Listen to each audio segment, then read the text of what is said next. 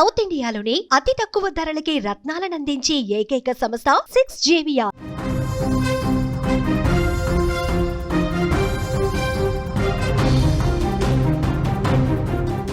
Breaking చూస్తున్నాం. ఆంధ్రప్రదేశ్లో తుని ఘటన సంచలనంగా మారింది. 13 ఏళ్ల బాలికపై 62 ఏళ్ల వ్యక్తి అఘాయిత్యం చేసినటువంటి పరిస్థితి. గురుకుల పాఠశాల నుంచి మాయమాటలు చెప్పి నిర్మానుష ప్రదేశానికి తీసుకెళ్లాడు తాటిక నారాయణరావు. కీచకుడు మీద పోలీసులు కేసు నమోదు చేసినటువంటి పరిస్థితి ఉంది. పోక్సో చట్టం కింద కేసు కూడా నమోదు చేశారు. ఆ నిందితుని మీద బాలిక కుటుంబ సభ్యులు దాడి చేసినటువంటి పరిస్థితి ఉంది. ఎప్పుడైతే ఈ ఘటన జరిగిందో అక్కడ స్థానికులు గమనించిన తర్వాత పరిస్థితి చూస్తే ఒక్కసారిగా అక్కడున్న స్థానికులు కుటుంబ సభ్యులు అందరూ కూడా అతని మీద దాడి చేసినటువంటి పరిస్థితి. ఎందుకంటే అమాయకులైనటువంటి చిన్నపిల్లల్ని కూడా టార్గెట్ చేసుకొని అక్కడ తుని గురుకుల పాఠశాలలో 8వ తరగతి చదువుతున్నటువంటి ఒక విద్యార్థినిని మాయమాటలు చెప్పి నమ్మించి వేరే ప్రదేశానికి తీసుకెళ్ళి మనుషులు ఎవరూ లేనటువంటి ప్రదేశానికి అక్కడ స్థానికంగా ఉన్నటువంటి ఒక సపోటా తోటలోకి తీసుకెళ్ళి అఘాయిత్యం చేసే ప్రయత్నం చేశాడు. స్థానికులు గమనించారు. తాటిక నారాయణరావు ఇతని పేరు. అక్కడ మున్సిపల్ కౌన్సిలర్ అని చెప్తా ఉన్నాడు. అక్కడ స్థానికులు గమనించి ఈ పాపను ఏం చేయడానికి తీసుకెళ్తా ఉన్నాడని చెప్పి ఆ తోటలోకి వెళ్ళి చూస్తే చాలా దుర్మార్గంగా ప్రవర్తిస్తున్నటువంటి పరిస్థితి. వెంటనే క్వశ్చన్ చేశారు, వీడియోను కూడా రికార్డ్ చేశారు.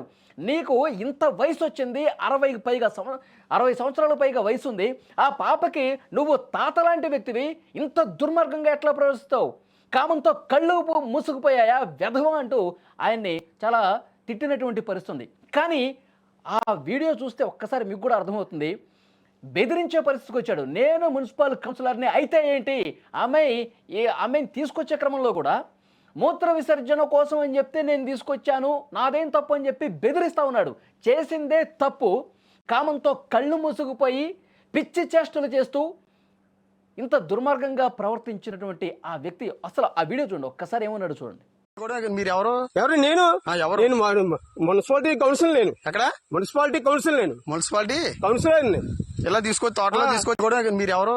నేను ఎవరు? నేను మున్సిపాలిటీ కౌన్సిల్. నేను ఎక్కడ?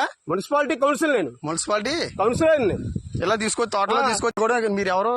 నేను ఎవరు? నేను మున్సిపాలిటీ కౌన్సిల్. నేను ఎక్కడ?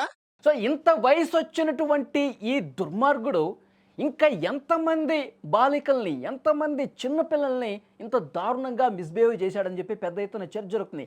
ఈ విషయం తెలిసిన తర్వాత కుటుంబ సభ్యులు దాడి చేశారు. ఒక్కసారి మీరు స్క్రీన్ మీద ఆ బాక్స్లో కూడా చూడండి. విషయం తెలిసిన తర్వాత ఒక్కసారిగా కుటుంబ సభ్యులు అక్కడ స్థానికులందరూ కూడా ఆ కౌన్సిలర్ని అని చెప్పుకుంటున్నటువంటి వ్యక్తిని తుక్కు రేగ్గొట్టారు, చితగొట్టారు, తోలు తీసినటువంటి పరిస్థితి ఉంది. ఇంత దుర్మార్గంగా ప్రవర్తించావు, అసలు కళ్ళు మూసుకుపోయి నీ మనవరాలి వయసున్నటువంటి అమ్మాయితో మాయమాటలు చెప్పి రహస్య ప్రదేశానికి తీసుకెళ్తావా? అసలు ఆ పాపకు కూడా ఏం జరుగుతుందో అర్థం కాని పరిస్థితి అండి. ఏదో చెప్పుంటాడు, మాయమాటలు చెప్పుంటాడు, మీ ఇంటికి తీసుకెళ్తానని చెప్పుంటాడు, లేదంటే ఇక్కడ ఏదైనా చిన్న పనుందని చెప్పుంటాడు. మాయమాటలు చెప్తే అంత చిన్న వయసులో ఉన్నటువంటి ఆ పాపకు కూడా ఏం అర్థం కాని పరిస్థితి. సరే పెద్ద ఆయన చెప్తా ఉన్నాడు, తాత చెప్తా ఉన్నాడు, తాత పిలుస్తూ ఉన్నాడు అని చెప్పి వెళ్ళింది ఆమె. ఇంత దుర్మార్గంగా వీడు ఒక చెడు మనసుతో అక్కడికి వచ్చాడని పాపం ఆ పాపకు కూడా అర్థం కాని పరిస్థితుంది. అక్కడికి వెళితే ఆమె ఎంత దుర్మార్గంగా ప్రవర్తించి నా నోటి నుంచి మాటలు రావట్లేదండి. ఈ వీడియోను కూడా మేము కట్ చేశాము. ఆ పాపతో ఉన్నటువంటి వీడియోని పూర్తిగా మేము కట్ చేసాము. ఎందుకంటే ఆ చిన్న పాపకు సంబంధించిన ఏ ఒక్క చిన్న సమాచారం కూడా ప్రపంచానికి తెలియకూడదన్న ఉద్దేశంతో మీడియాగా ఒక బాధ్యతగా వ్యవహరించి ఆ పాప ఉన్నటువంటి పార్ట్ని మేము కట్ చేసి కేవలం ఆ దుర్మార్గుడి వీడియోను మాత్రమే మీకు స్క్రీన్ మీద చూపిస్తున్నటువంటి పరిస్థితి. కడుపు రగిలిపోతుంది ఆ కుటుంబ సభ్యులు. ఇప్పుడు స్థానికులు అక్కడ వీడిని గమనించారు కాబట్టి ఈ విషయం బయటకు వచ్చింది. గమనించకపోయింటే ఎంతమంది అమ్మాయిలతో, ఎంతమంది విద్యార్థినులతో, ఎంతమంది చిన్న వయసు ఉన్నటువంటి పాపలతో వాళ్ళ జీవితం నాశనం చేసే విధంగా ప్రవర్తించాడని చెప్పి ఒక చర్చ జరుగుతోంది. దీని మీద పోలీసులు కూడా కేసు నమోదు చేశారు. ఈ చితకొట్టిన తర్వాత ఈ ఘటన సంబంధించిన విషయం పోలీసులకు తెలిసిన తర్వాత అక్కడికి వచ్చారు. డిఎస్పీ కూడా దీని మీద మాట్లాడారు. ఒక్కసారి వినండి. కాకినాడ జిల్లా అండి. కాకినాడ జిల్లా తుని పట్టణంలో స్కూల్లో చదువుతున్నటువంటి ఒక 13 సంవత్సరాల అమ్మాయిని స్కూల్ నుంచి ఒక వ్యక్తి, సుమారు 62 సంవత్సరాల వ్యక్తి మాయమాట చెప్పి స్కూల్లో కూడా గ్రాండ్ ఫాదర్ని నమ్మించి ఆ అమ్మాయిని తీసుకెళ్ళి ఆ అమ్మాయిని తుని అవుట్స్కట్స్లో తీసుకెళ్ళి లైంగికంగా ఎక్స్పోజ్ చేసినట్టుగా మా దృష్టికి వచ్చింది.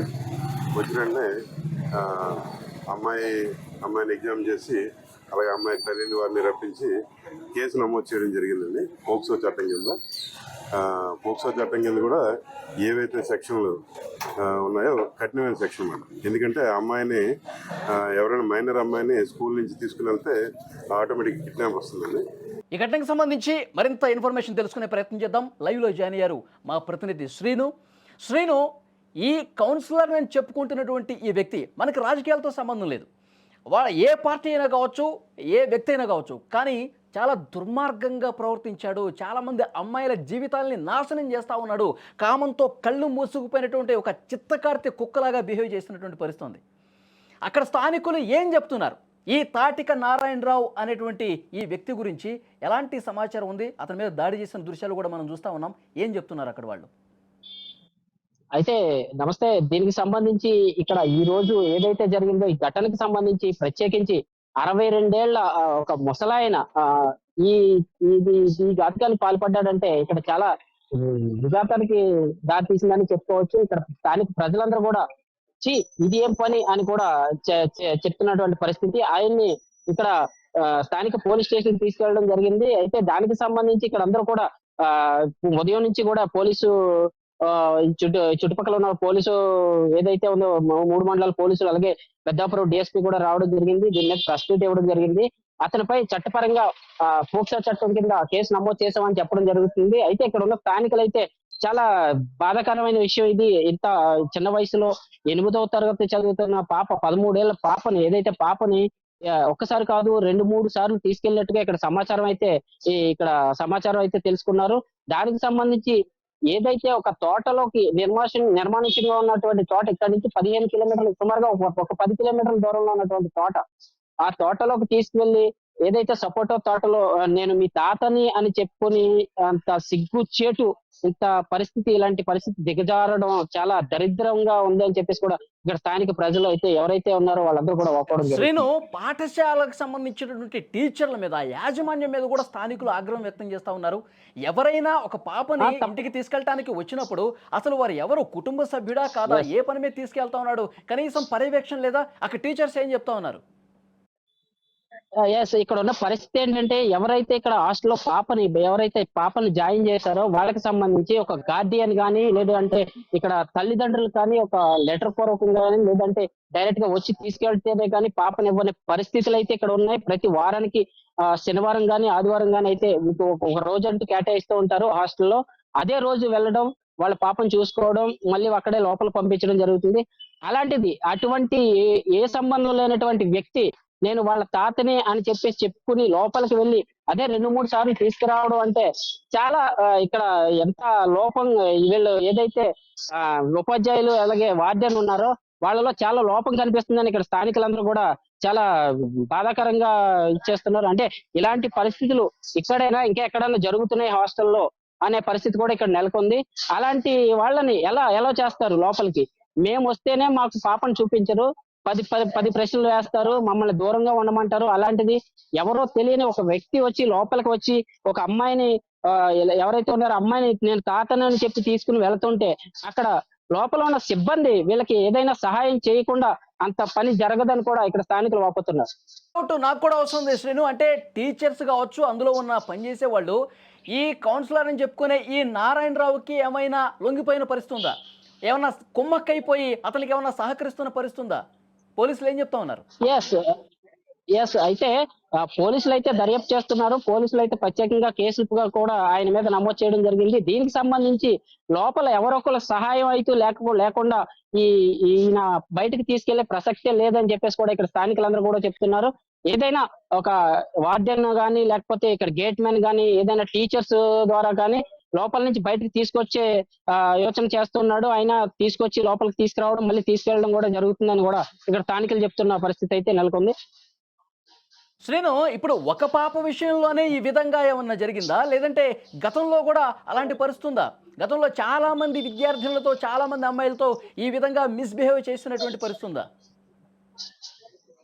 అటువంటి పరిస్థితి అయితే ఇప్పటి వరకు ఏం కనిపించలేదు. అయితే ప్రస్తుతం ఏదైతే ఇక్కడ ఈ రోజు జరిగిన 8వ తరగతి బాలిక ఎవరైతే ఉన్నారో ఆ అమ్మాయి విషయంలోనూ ఈయన 62 ఏళ్ల వృద్ధుడు ఎవరైతే ఉన్నారో ఆయన చేసిన ఇది ఒక్కటి మాత్రమే ఇక్కడైతే ప్రస్తుతం అయితే బయటకు వచ్చిన పరిస్థితి అయితే ఉంది. ఇంకా ఏమైనా ఉన్నాయా అనే కోణంలో కూడా పోలీసులు అయితే దర్యాప్తు చేస్తున్నారు. పోలీసులు లోపలంతా కూడా ఉదయం నుంచి కూడా లోపల ప్రత్యేకించి అంతా కూడా దర్యాప్తు ప్రారంభించారు. దీనికి సంబంధించి ఇక్కడ ఉన్నటువంటి ఏదైతే ఉందో లోకల్ గా ఉన్నటువంటి వీళ్ళందరూ కూడా వచ్చి ఇక్కడ మా పోరాటం చేస్తూ మాకు ప్రత్యేకించి బాధితురాలకి ఏదైతే ఉందో బాలికకి న్యాయం జరగాలి, ఎట్టి పరిస్థితుల్లోని నిందితు వదిలిపెట్టొద్దని కూడా చెప్తూ ఉన్నారు. ఓకే శ్రీను, మరి కోసం మరొకసారి మిమ్మల్ని కాంటాక్ట్ చేసే ప్రయత్నం చేస్తా. మొత్తానికి ఆ తాటిక నారాయణరావు అనే వ్యక్తిని చాలా తీవ్రంగా దాడి చేసినటువంటి పరిస్థితి ఉంది. కుటుంబ సభ్యులు అక్కడ స్థానికులందరూ కూడా చితగ్గొట్టారు, తోలు తీసినటువంటి పరిస్థితి ఉంది. మా అమ్మాయిని అసలు యాక్చువల్గా చెప్పాలంటే ఆ పాపకి తల్లిదండ్రులు లేరండి, బంధువులు ఉన్నారు, ఇతర కుటుంబ సభ్యులు ఉన్నారు, తల్లిదండ్రులు లేరు. సో ఆ తల్లిదండ్రులు లేరన్నటువంటి విషయాన్ని తెలుసుకొని దాన్ని ఆసరాగా చేసుకొని నేను తాతనని చెప్పి చెప్పుకొని ఇంత దుర్మార్గంగా ప్రవర్తిస్తున్నటువంటి పరిస్థితి ఉంది. ఇలాంటి వ్యక్తుల్ని చాలా తీవ్రంగా దండించాల్సినటువంటి అవసరం ఉంది. ఇప్పుడు అతని మీద భౌతికంగా దాడి చేస్తున్నారు. ఆ చట్టాన్ని అట్లా చేతుల్లోకి తీసుకొని దాడి చేయాలని చెప్పి నేను చెప్పను, అది కరెక్ట్ కాదు. కానీ పోలీసులకు అప్పగించాలి. కానీ ఈ విధంగా శారీరకంగా దాడి చేయటం కంటే కూడా చట్టంతో సీరియస్గా పనిష్ చేయాల్సినటువంటి అవసరం ఉంది. ఇప్పుడు ఇంతకుముందు డిఎస్పీ కూడా మాట్లాడారు, పోక్సో చట్టం మీద అతని మీద కేసు నమోదు చేసినటువంటి పరిస్థితి ఉంది. ఇంకా బలమైనటువంటి చట్టాలు ఉపయోగించి చట్టంతో దాడి చేయాలి అతన్ని.